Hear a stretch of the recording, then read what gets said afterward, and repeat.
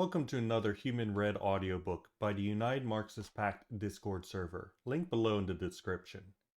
In this series, we continue our investigation into the initial construction, the organizational structure, and the principles and tactics of the form of worker organization capable of seizing political power and establishing the revolutionary proletarian dictatorship and communality, which can in turn produce the communist mode of production through the shared class interests of the workers of the entire world.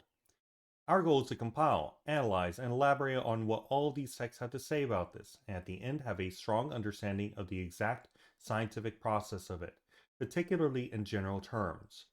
At the end of our readings as a whole, we will try to put it all together and present it as a coherent whole in an educational video with associated notations. Today's reading will be the 1965 International Communist Party ICP's considerations on the organic activity of the party when the general situation is historically unfavorable. We have a pre-written textual analysis on the terms of the aforementioned topics, which is also posted in the pinned comment if you prefer to read in text, or follow the link in the description to a read-only version of my Google Docs notes. This will summarize the content of the text, but it is no replacement for the actual reading itself for the sake of understanding the context and full content of the piece. In addition, in the reading I supply my own commentary, critiques, additions, etc., which may be helpful for understanding some particularities. I do not write down things that are repetitious or I feel are completely inapplicable or just downright stupid. So, let's get right into it. For our analysis, while objective and subjective conditions for revolutionary action are unfavorable, the party needs to tread a careful line to protect itself and thereby the program, aiming to resist any opportunism by maintaining the correct line until conditions emerge again for the proletariat to adopt that line. This involves rejecting any blankest position, such as sects, elite, conspiracy. The vanguard in a period of retreat needs to keep the whole of the party immunized from opportunist relations with the middle class, which will produce such conceptions and with it a loss of activity and revolutionary capacity. Maintaining external contact with the economic organs of the workers and through propaganda publications. Theoretical work currently can be carried out external to official publication by petty bourgeois sympathizers who do textual and contemporary analysis. The party line remains invariant but analyzes the theoretical contributions made to determine the quality of historical conception by the party and evidence it to the proletariat, rejecting any workerism or laborism. And finally, making sure the party does not find itself only holding on to the cultural, intellectual, and scholarly types. This can be maintained by keeping a unitary party without division between those engaged in theoretical work versus those engaged in militant work. All party members should be involved directly or indirectly in all aspects of party work. The character of the unitary struggle of the party should be one in which there's organic development and reseeding of the various organs of the party to engage in the various necessary kinds of work. An example of this is the need for dynamic and personal organizational structure for the various sections of the party, as one section might need a particular subsection and another might not. The party, arising out of class struggle as the fittest form of organization to protect the program, can have characteristics deduced from that necessity on its forms and functions. Therefore, since we can say concrete things about the program and the historical necessity to protect it, we can say concrete things about the formal structure of the party in a likewise invariant manner. The party needs to both be derived out of historical struggle and formal at any given time it emerges, being at once dynamic and fit for concurrent conditions, while maintaining its historical invariant program. It needs to maintain the principle of globally centralized discipline.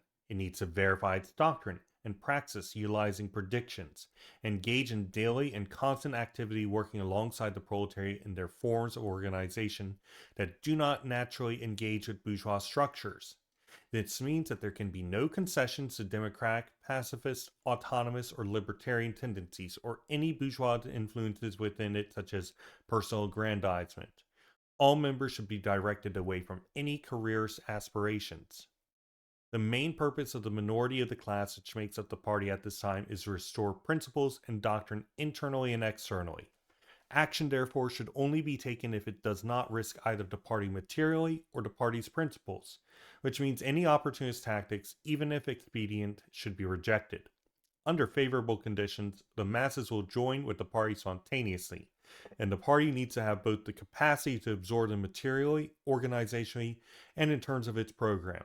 And it is at that point that the party needs to be a well oiled machine capable of acting as the proletariat's general staff. It is at this point that the proletariat as a whole will have the drive to create and develop communist consciousness. It is at this point that the leaders arise. There's a revolutionary development of theory, and the party takes on a military form.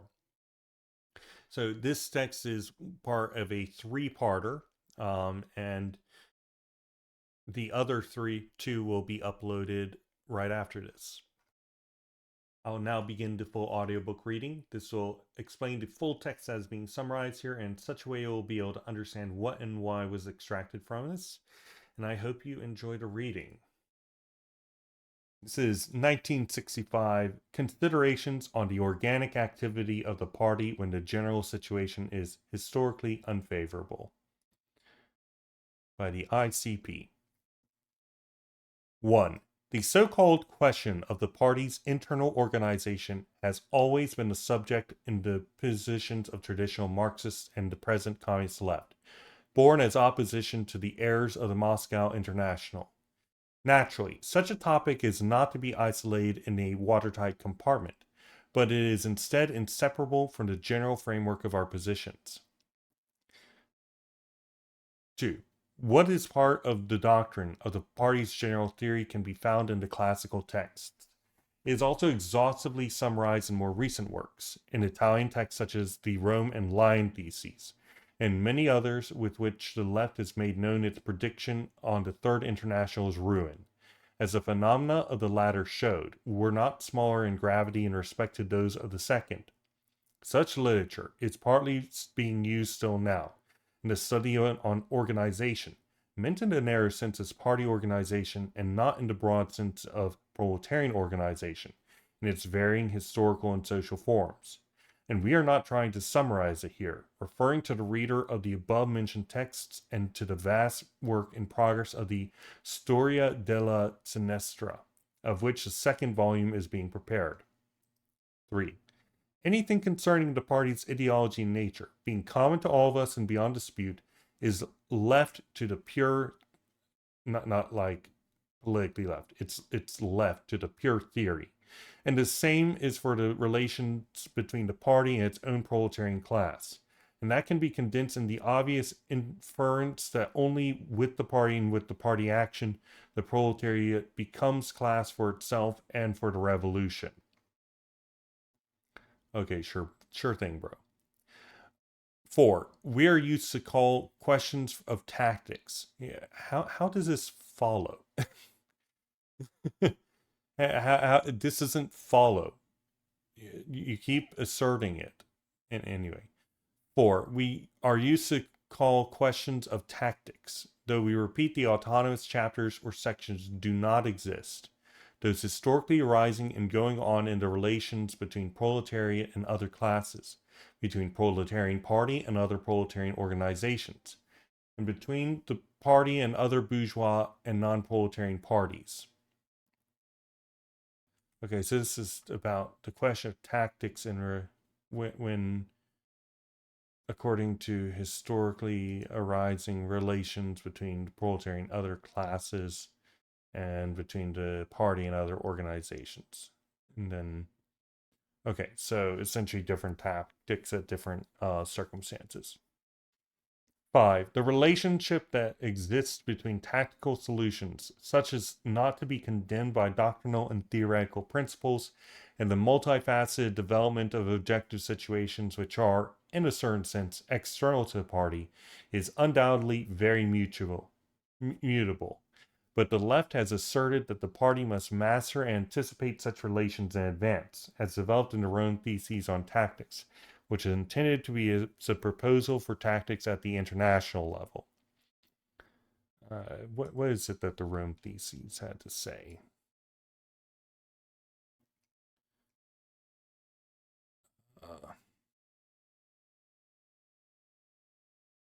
Where is that?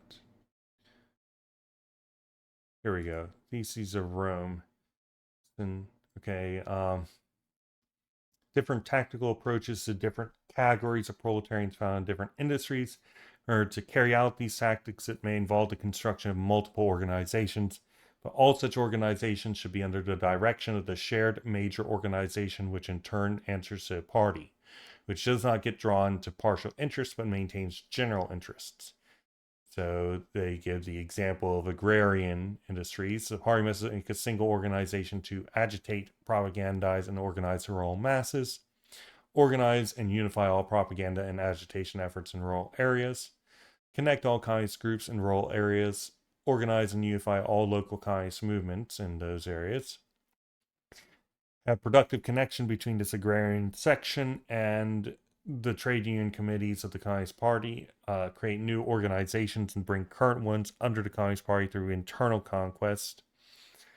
And ultimately, this is part of the task to maximize tactics on national and international basis. Okay. All right.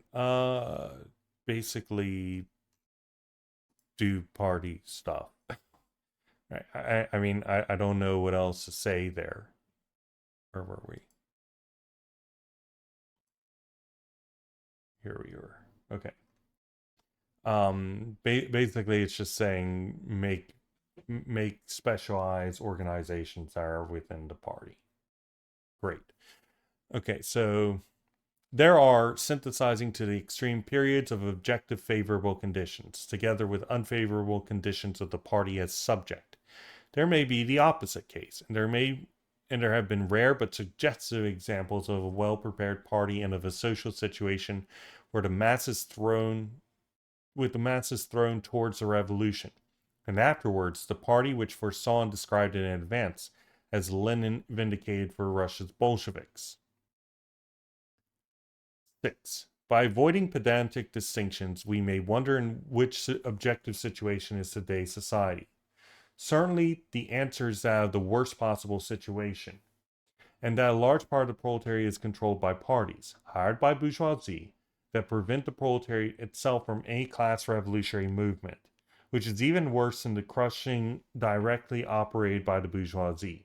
Okay, so an example of this would be, for example, in Turkey, wherein they made the actual communist parties illegal, and then they just made their own communist party, and and said this is the legal communist party. If you want to be a communist, join this.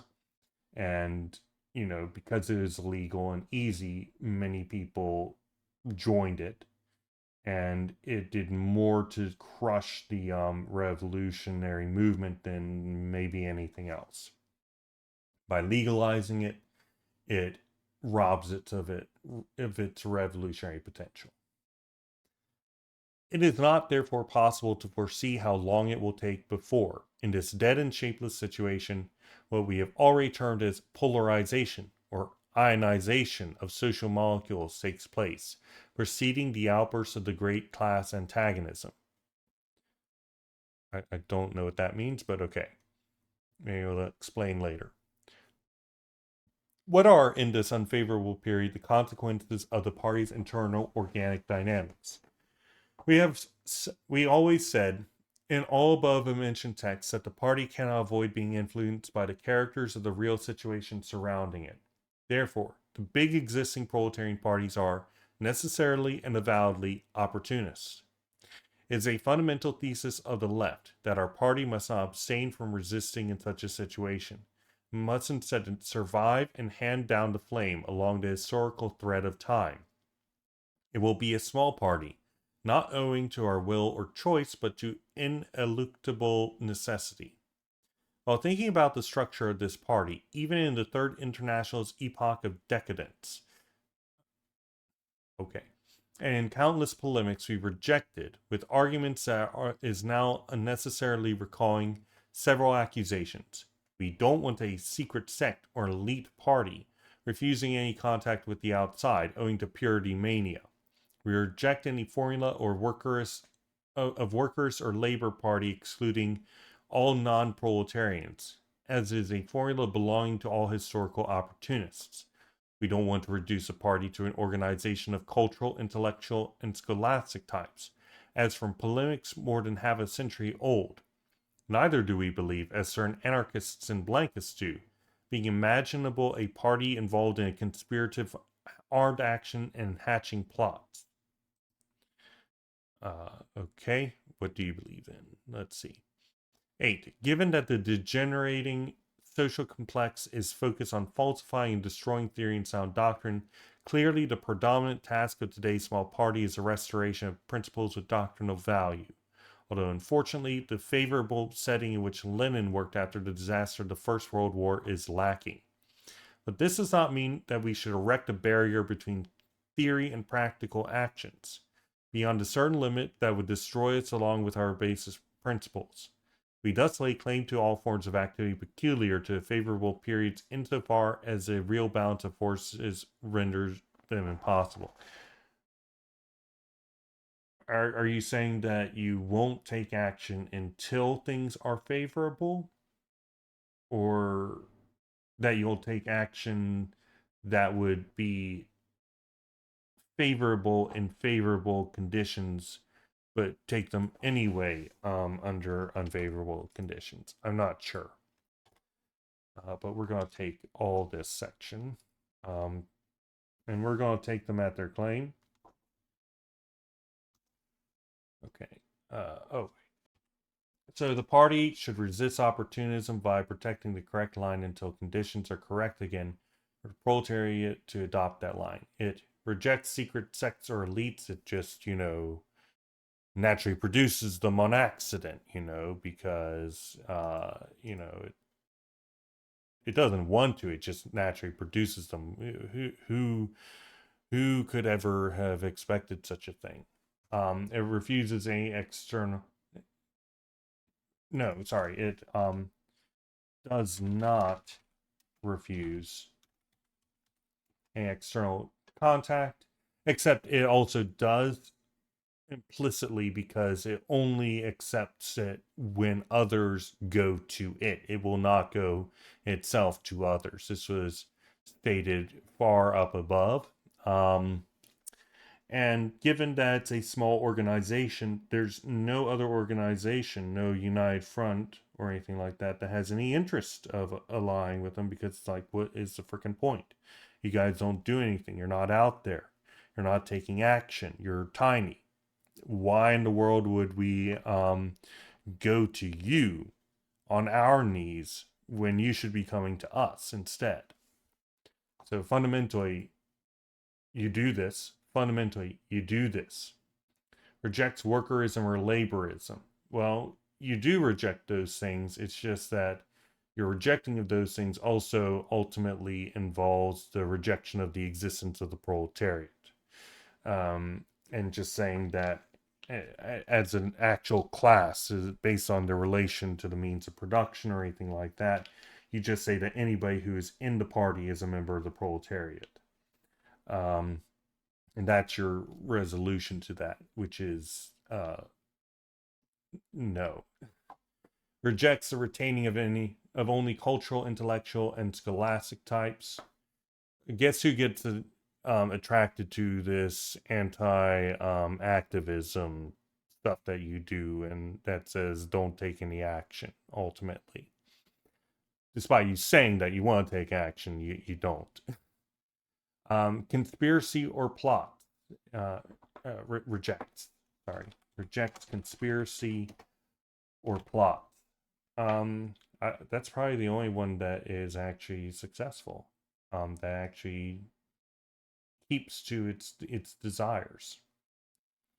The goal is to restore principles and doctrine.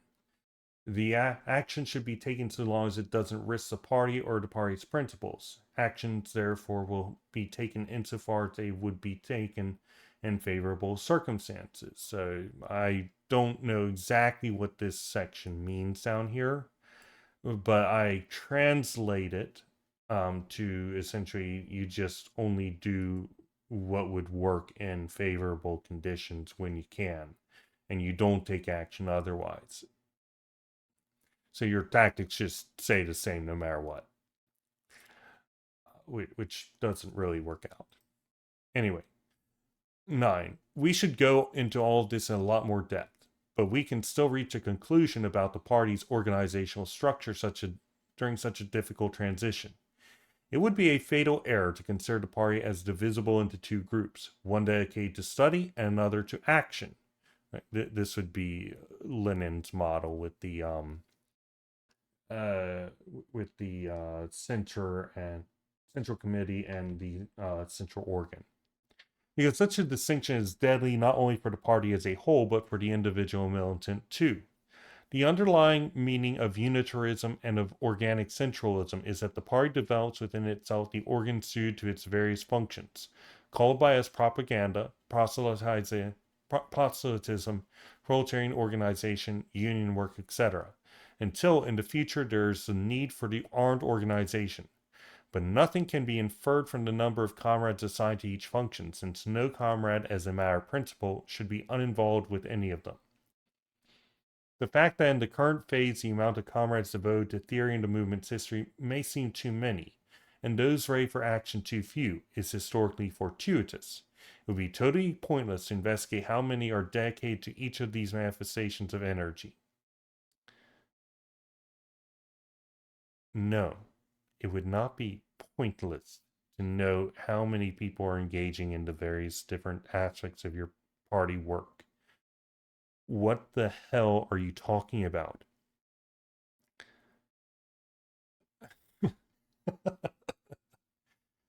how do you function? How do you function as an organization when you're not even going to bother taking poll and seeing who's turning on the light? Um, it's true that a company, for example, could come to the realization that it doesn't have enough janitors if they walk in and they see trash all over the floor a couple days in a row. They could come to that conclusion and then go and say, hey, we need some more janitors. Who's volunteering, right? That's in principle possible.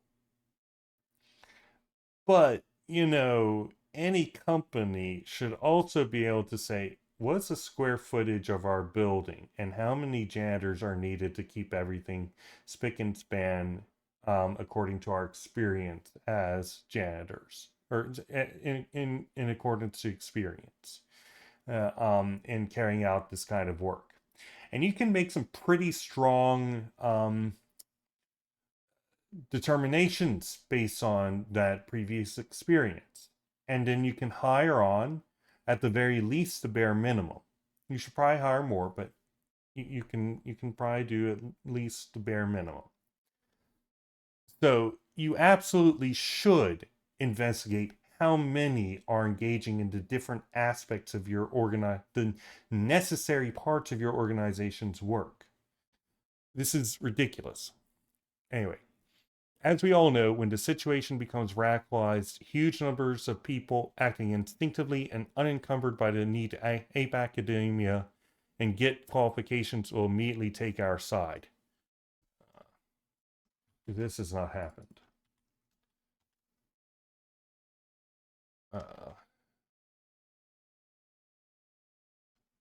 Actually, well, yeah, the first part is potentially useful. So the party should be unitary without division between those engaged in theoretical work versus those engaged in militant work. This can work to some degree. Instead, we should seek unitarism and the organic development and reseeding of the various organs of the party to engage in the various necessary kinds of work. For example, we can't just copy paste on organizational demand that one section has, for example, connection to unions, to another section which doesn't necessarily have anything to do with unions. This is nothing special. Nobody in their right mind has ever said that because one organization does this thing, every single other organization should do this very specific other thing as well. People speak in generalities all the time. I can say in general, there should be a focus on theoretical development, but under different conditions, there should be a focus on organizational activity. This does not mean that I'm saying to only make this one thing or only make this other thing. A dynamic organization is imminently possible.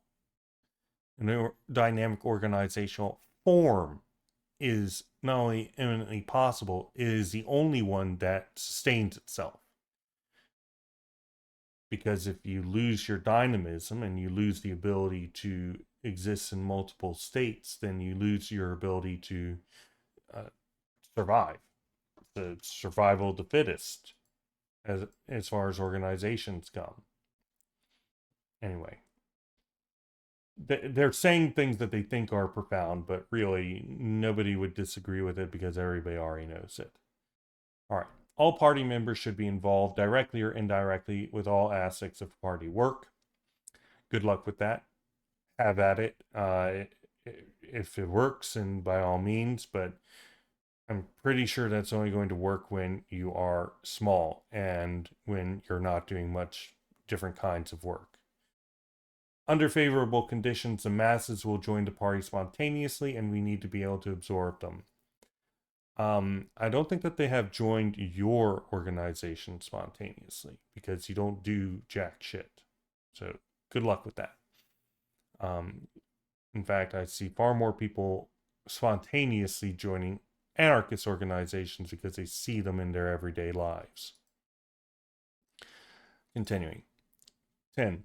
We know very well that the opportunist danger, ever since Marx fought against Bakunin, Proudhon, Lassalle, and during all the further phases of the opportunist disease, has always been tied to the influence of on the proletariat of paid bourgeois false allies.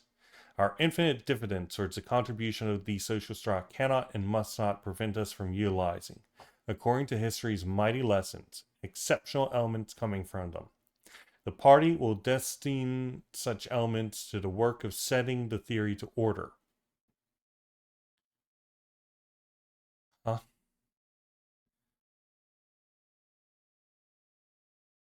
Uh, utilize.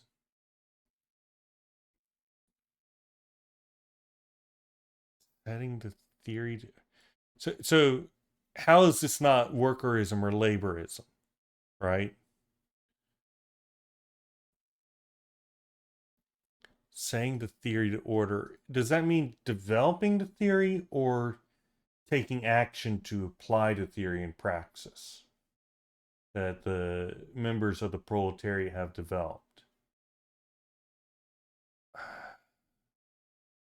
Okay, the lack of such work would only mean death, while in the future its plan of propagation will have to identify it with the immense extension of the revolutionary masses. I'm going to add this, but I'm not sure exactly what it's saying. So until I get an answer to that, I'm not going to put that in the notes. So one second. All right. So 11. The violent sparks flashing between the reophores.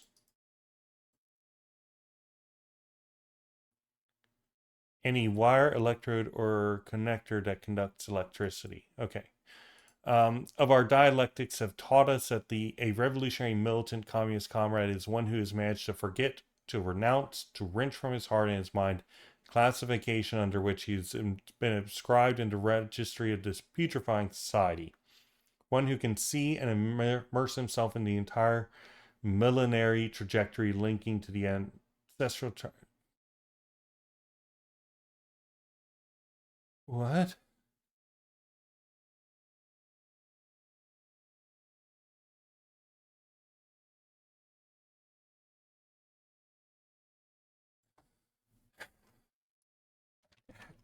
I don't...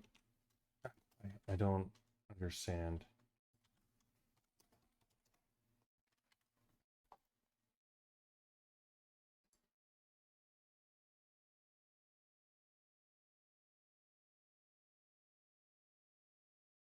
historical understanding, I guess. Historical materialism, and as an act of consciousness, thinking of oneself as a communist. I guess. Okay. Anyway, 12. Historical party and formal party. This distinction is in Marx and Engels, and they had the right to deduce from it that, being with their work on the line of the historical party, they disdain to be members of a formal party. But no one of today's militants can affirm from it that he has the right to a choice. That's of being in the clear with the historical party, and to care nothing about the formal party.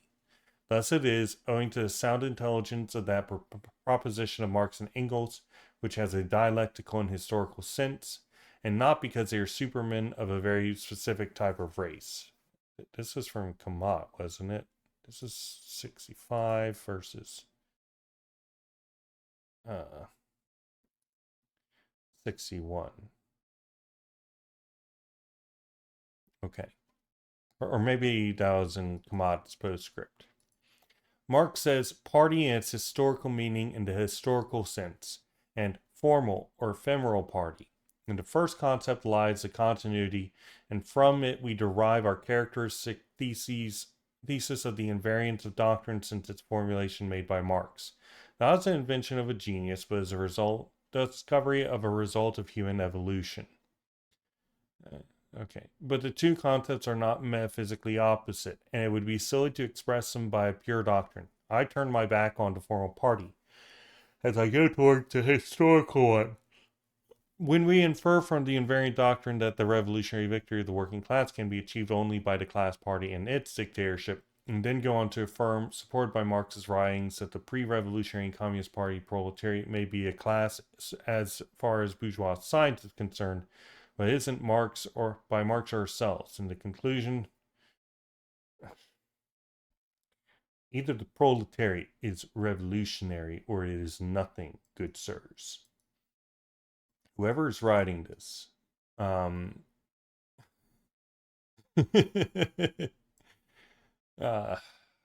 denial of the proletariat as a class. Truly, this is not something that will lead to the declaration that there is no proletariat. There is no relation to the means of production, that surplus value is not produced, that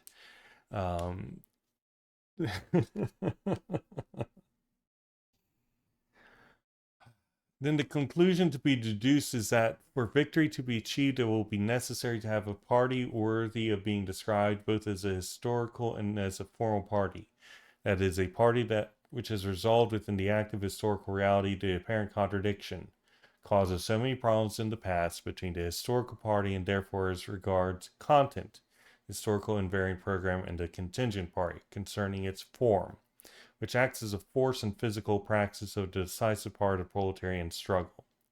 This synthetic clarification, synthetic indeed, of the doctrinal question must also be quickly relayed to historical transitions lying behind us.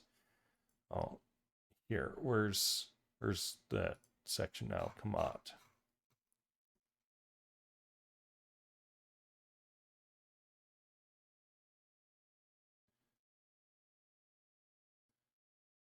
Here we go.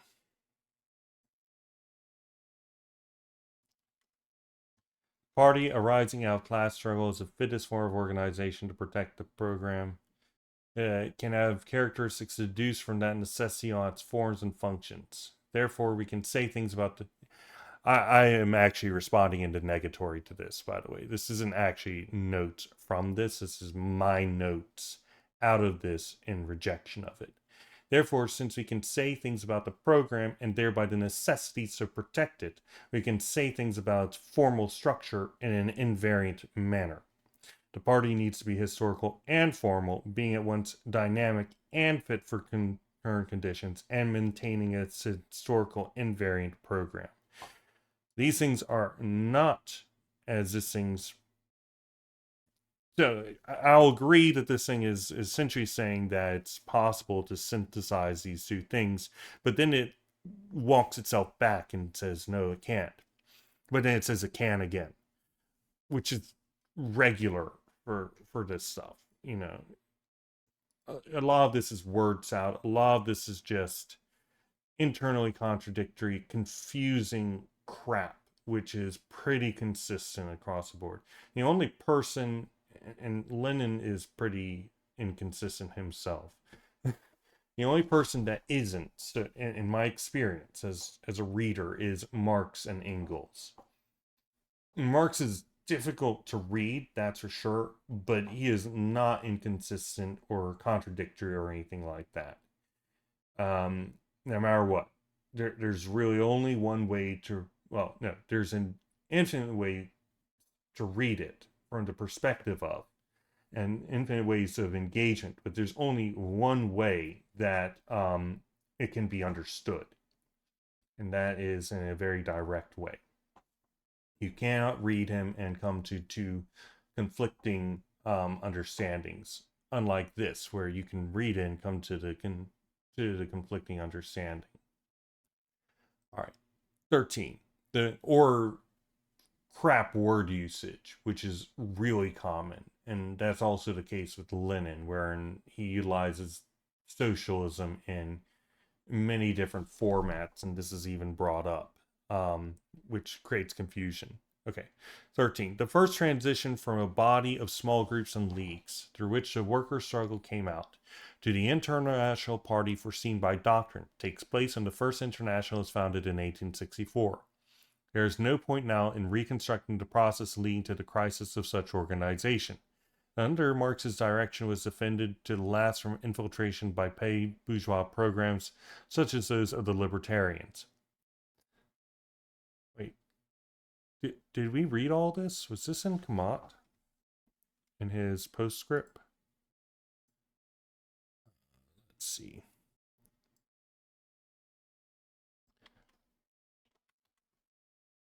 Okay.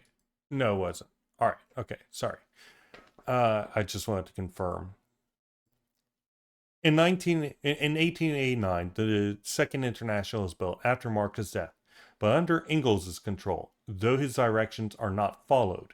For a moment, there's a tendency to have again in the formal party the continuation of the historical one, but all that is broken up in the following years by the federalist and non-centralist type of party, by the influences of parliamentary practice and by the cult of democracy, by the nationalist outlook of individual sections, no longer conceived as armies at war against their own state, as wanted by the 1848 Manifesto, rises the open revisionism disparaging the historical end and exalting the contingent and formal movement.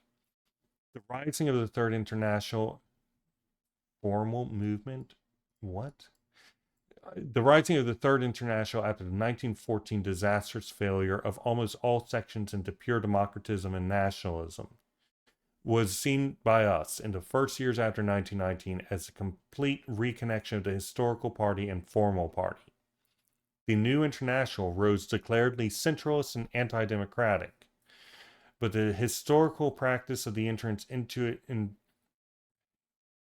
democratic centralism and the democratic principle were key parts of the Third International. You took an anti-democratic position. But the historical practice of the entrance into it and the sections federate to the failed international was particularly difficult and made too hurried by the expectation that the transition from the seizure of power in Russia to that of the other European countries would be immediate. If the section arisen in Italy from the ruins of the old party of the Second International was particularly prone, not by virtue of particular persons certainly, but for historical reasons, to feeling the necessity of welding the historical movement to its present form. This was due to the hard struggles it had waged against degenerated forms and its consequent refusal to tolerate infiltrations, which were attempted not only by the forces dominated by nationalist, parliamentary, and democratic type positions, but also by those, in Italy, maximalism, influenced by anarcho-syndicalist, pay bourgeois revolutionism. This left-wing current fought in particular to establish more rigid membership conditions, construction of the new formal structure, and it applied them fully in Italy, And when they gave imperfect results in France, Germany, etc., it was the first to sense the danger to the international as a whole. The historical situation in which a proletarian state had only been formed in one country, whilst the conquest of power had not been achieved in any of the others, rendered the clear organic solution, that of leaving the helm of the world organization in the hands of the Russian section, highly problematic. The left was the first to notice that whenever there are deviations in the conduct of the Russian state, both in relation to domestic economy and internal relations, a discrepancy would arise between the policies of the historical party, as of all revolutionary communists throughout the world, and those in the formal party, which was defending the interests of the contingent Russian state. Okay, what a wonderful way of making a distinction. You know, what a truly a profoundly informative way of making the distinction. Indeed, indeed, no party would ever, kind of do both at the same time and say, "Hey, you're not following your principles properly, but we're still going to defend your interests because you're a proletarian state." No, there's no world in which that would ever occur. Ridiculous. Oh gosh.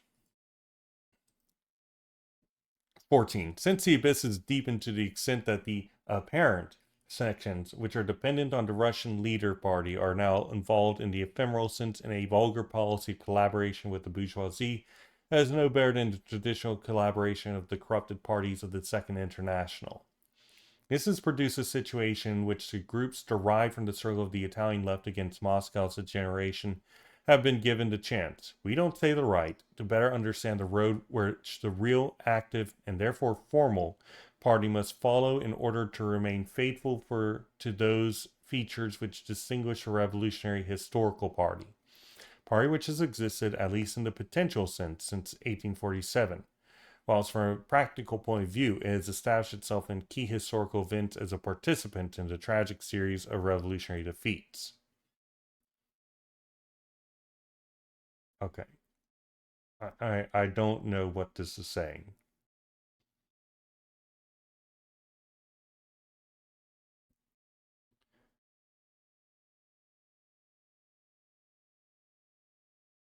All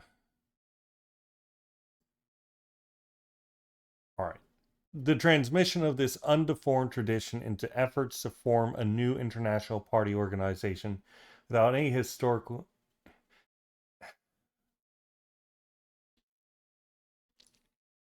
Is this historical party? Does it exist at all?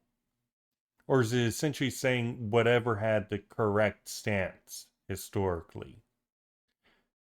And therefore, it might die, but it'll eventually come back because we resurrect it over time.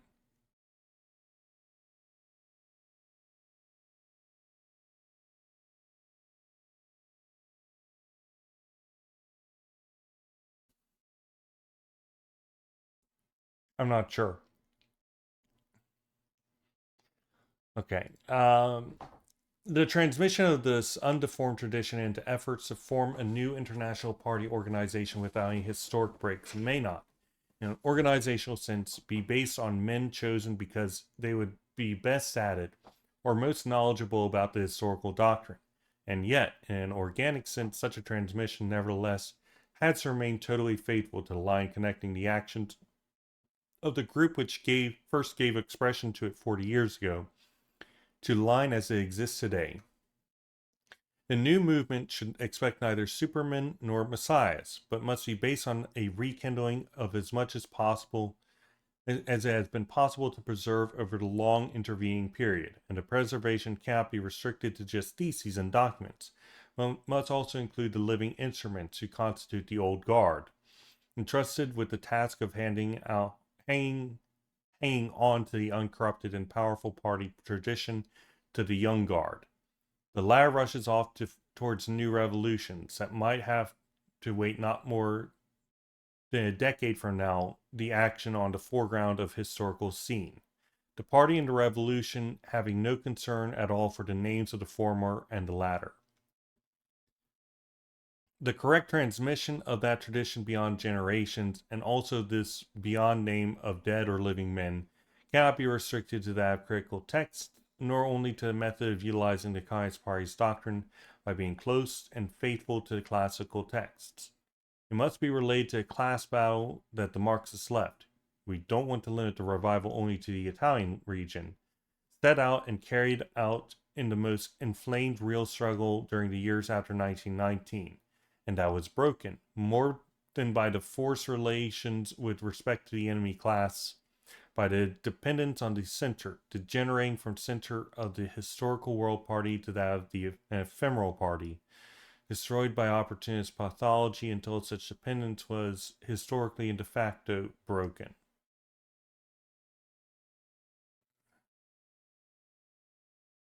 Okay, so essentially they're saying previous generations will help develop the party for the new generation, and then the new generation will, utilizing the living structure, carry on and revolutionize it. And then essentially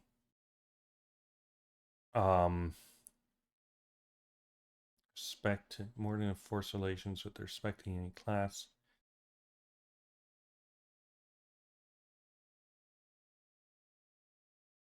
Okay, so basically they need to avoid yeah, basically the youth will carry the day. Okay. The youth with the lessons of the old will carry the day. Okay. The left actually tried, without breaking from the principle of globally centralized discipline, to wage a revolutionary defensive war by keeping the vanguard proletariat immunized against the collusion of the middle classes, their parties, and their doomed to defeat ideologies. Since this historic change of saving, if not the revolution, at least the core of its historical party was also missed, the day is started again in a situation which is objectively torpid and indifferent in midst of a proletariat riddled with paid bourgeois democratism, but a nascent organization using its entire doctrinal tradition and practice, verified historically by its timely predictions, also applies in everyday activity too, through its efforts to reestablish even ever wider contact with the exploited masses. Now also eliminates from its own structure one of the parting errors of the Moscow International. By getting rid of the thesis of democratic centralism and the application of any voting mechanism, just as eliminated from the thought process of every last one of its members a concession to democratic, pacifist, autonomous, or libertarian tendencies. It is in this sense that we attempt to take further steps by using the many long years of bitter experience to head off further attacks on the historical party's political line, by obliterating all the misery and pettiness we see in the comings and goings of the many unfortunate formal parties. Yes, that never occurred in the historical party either, if the historical party ever existed by your understanding. But I suppose the historical party is the only one that's ever capable of doing anything right, because the historical party is, from my understanding, synonymous with the correct party. By doing so, we are also heeding the warnings of the first great masters about the difficulties of combating those influences emanating from the bourgeois commercial environment, such as personal adulation and a vulgar chasing after supremacy and a dunce popularity, which so often brings to mind those who, with serene indignation, Marx and Engels budged aside to stop them following their path. And that's a text. I'm going to take this because even when I think that their conception is rather silly in that they didn't actually deal with these things, but they also recognize that they're problems, and that's fine. You don't necessarily need to have an answer to how to deal with those things in order to deal with those things. Okay. with that said, that is the text. I'm not going to summarize that right now. Thanks for joining, everyone. That was the 1965 considerations on the organic activity of the party when the general situation is historically unfavorable.